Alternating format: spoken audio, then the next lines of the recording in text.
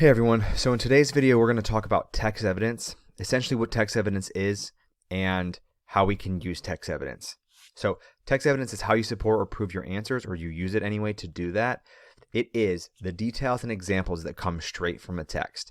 It is all about proving your analysis. So you've read a text, you've come up with an analysis, or you've come up with your answers about what the text is about, the plot, an inference, whatever it is that you've taken from the text, and now you need to support it. Right? You need actual support, right? So it's just not something that you've come up with that has no basis, no evidence that says this is right. And almost always, if you can come up with text evidence to support your answer, then your answer is right. Okay? You can make an argument for why your answer is right. So first, you will need to analyze the text. So your how-to guide in analyzing a text, identifying the important parts. So we want to break the text down step by step. Pick out the big ideas when we've broken it down or chunked it down, and then identify the reasons and supporting evidence. So all of these things are what we want to do to make sure that we have analyzed the text properly. Now, when you do analyze a text, you want to include what the author actually writes instead of just your opinion or your interpretation of what you read. This means you quote, paraphrase, and or summarize the author's words to support your points. You're not just going to read it and come up with something in your own words or your own opinion about what the author said. Text evidence is directly from the text in some way. One of these three things you use to come directly from the text or pull directly from the text. So when answering questions about what you've read, you have to go back in the text to find proof. The proof will serve as support for your analysis. It is, again, what we call text evidence. And there are going to be three types of text evidence that we will look at. So please make sure that you go back into the text. It's so important. The answers are there, but you have to go back in and find them. We can't just sit there and say, oh, I know what I read. All right. I have to read 3-4 times before I can say, oh, okay, that's what I read. And even then, I'd still want to have the text in front of me, pulling from that text. And so when you pull from that text, there's three ways, as we said. The first is a quotation. This is one of my favorites because it's honestly the easiest one to do. You just repeat an author's idea word for word. That's all it is. You read the text, you find, three sentences, 2 sentences, 1 sentence from the text that you want to use that supports your answer, and you just pull it directly from the text. And when you do this, you will use quotation marks. Now, you're not just going to use direct quotation marks and not have something before it, but that's what you will basically use. We'll talk about what you will use before a direct quotation here in a second, but you will use quotation marks since the words are taken directly from the text. The second way, to me, is one of the harder ones. You're going to rewrite the author's idea in your own words. So paraphrasing changes the wording or phrasing, but it keeps the meaning.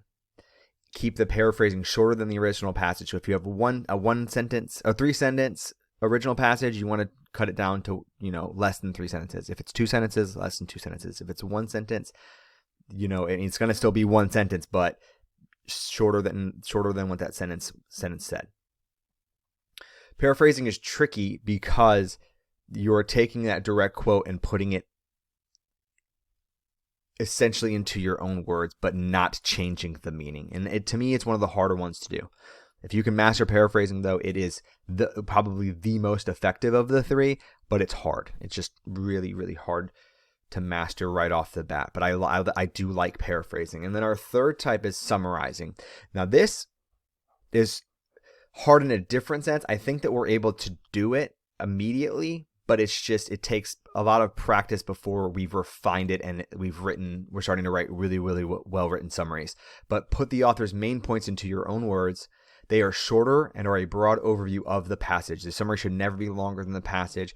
Please also, when you do any of this, avoid your opinions and your judgments. We don't need your opinions. We don't need your judgments in this because it's evidence from the text. You are supporting your opinions and your judgments with this evidence. You already have that opinion and judgment, hopefully, to the side of it.